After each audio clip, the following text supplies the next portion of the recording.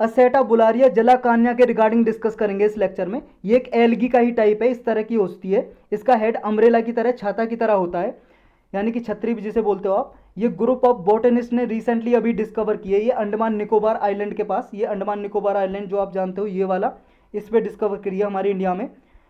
तो ये एक एल्गी का टाइप है। कुछ एल्गल स्पीस ऐसी है जिसका अम्ब्रेला हेड है। बोटेनिस्ट बोलते हैं जो एल्गी वगैरह के बारे में रिसर्च वगैरह करते रहते हैं, ऐसे वैज्ञानिक।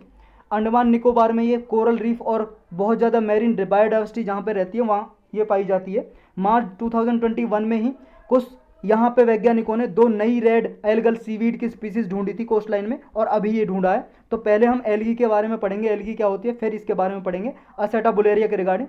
देखो एल्गी कुछ इस टाइप की दिखती है, पानी पे हरा हरा ग्रीन ग्रीन सा ही हो जाता है, ये एल्गी है।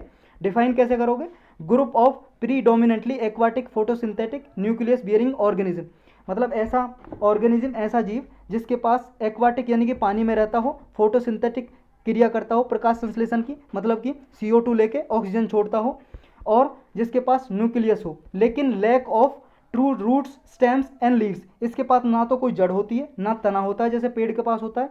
ये पेड़ है भाई साहब, मान लो ये पेड़ है और पेड़ की जड़ होती है नीचे, और ये तना है और पत्ते लीव्स होते हैं ना, इनके पास कोई लीव्स होते हैं।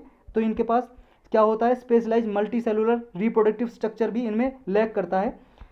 जो फोटोसिंथेटिक पिगमेंट होता है वो मोर वेरिड होता है, प्लांट से ज़्यादा वेरी करता है। मतलब इनमें क्या है, कुछ इनके सेल्स में ऐसे फीचर होते हैं जो प्लांट और एनिमल वगैरह की सेल्स में नहीं होते। सेल्स भाई साहब, कोई भी आदमी जीव किसी में सबसे छोटी यूनिट सेल होती है। सेल से बनती है, जैसे आपका हाथ वाथ में जो भी स्किन है उसकी सबसे छोटी यूनिट है सेल। सेल से बनी आपकी, बड़ा हो गया स्किन और आप बन गए। तो ये जो इकोलॉजिकल रोल्स है इसका, ऑक्सीजन प्रोड्यूसर की तरह है इस एल्गी का, मतलब ऑक्सीजन प्रोड्यूस करती है और फूड भी देती है। बहुत सारे एक्वाटिक एनिमल होते हैं जो एल्गी को खाते हैं, उनके लिए फूड का काम करती है। इकोनॉमिकली भी इंपॉर्टेंट है। कैसे, इनमें क्रूड ऑयल का सोर्स भी है, मतलब पेट्रोलियम भी निकलता है, जो पेट्रोल डीजल आपकी गाड़ी में यूज होता है, तो पेट्रोलियम भी बनता है इनसे। फूड का सोर्स तो है ही, फार्मास्यूटिकल इंडस्ट्री में भी यूज होते हैं, मेडिसिन दवाई वगैरह बनाने के, और ह्यूमन के लिए इंडस्ट्रियल प्रोडक्ट की तरह भी यूज होते हैं। और जो स्टडी ऑफ एल्गी होती है, मतलब एल्गी का अध्ययन करते हैं, रिसर्च करते हैं, स्टडी को क्या बोलते हैं, फाइकोलॉजी बोलते हैं, फाइकोलॉजी।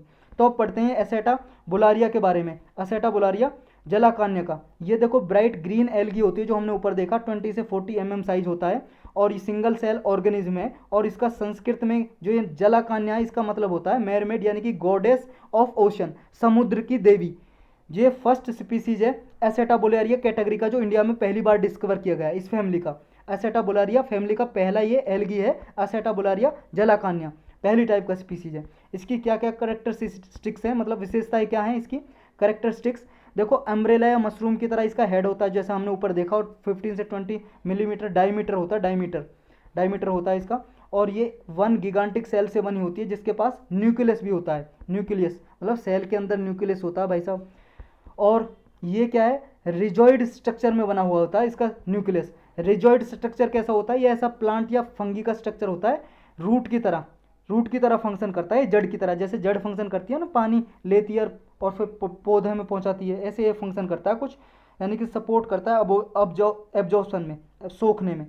और ये क्या है, इसकी फैसिलिटी कुछ इस तरह की होती हैं, ये जो सेलो रॉक्स होती हैं उनके साथ अटैच हो जाता है ये, यानी कि हाईली रीजनरेटिव इन नेचर होता है। अगर मान लो इस एल्गी का ये आधा टूट गया तो दोबारा से ही रिकवर हो जाएगी, रीजनरेटिव होती है, हाईली रीजनरेटिव।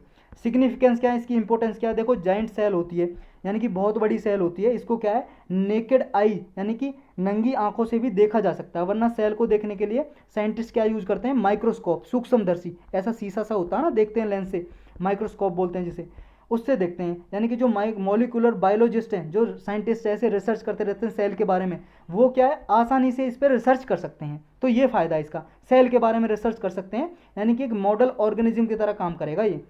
नेक्स्ट कंसर्न क्या है, इसको परेशानी किस किस से है, देखो सी लेवल राइज हो रहा है, क्योंकि ग्लोबल वार्मिंग हो रही है ग्रीन हाउस गैस के बढ़ने से, अर्थ का टेम्परेचर बढ़ रहा है, टेम्परेचर बढ़ेगा तो ग्लेशियर वगैरह, बर्फ जमी हुई पहाड़ों पर पिघल जाएगी, समुद्र में पिघल के आएगी, समुद्र में पानी का लेवल बढ़ जाएगा, पानी का लेवल बढ़ जाएगा तो ये डूब जाएंगे, इनको इससे खतरा है। नेक्स्ट है highly prone to ocean acidification, ocean में भी क्या है, CO2 का लेवल ज़्यादा बढ़ रहा है, एसिडिक हो रहा है पानी, ज़्यादा एसिड का लेवल बढ़ रहा है, अम्लीय पानी हो रहा है ग्रीन हाउस गैस की वजह से। तो ओशियन एसिडिफिकेशन की वजह से भी इनको खतरा भाई साहब लुप्त हो सकती हैं ये। तो ये खतरे हैं बस इनको, यही था इस लेक्चर में।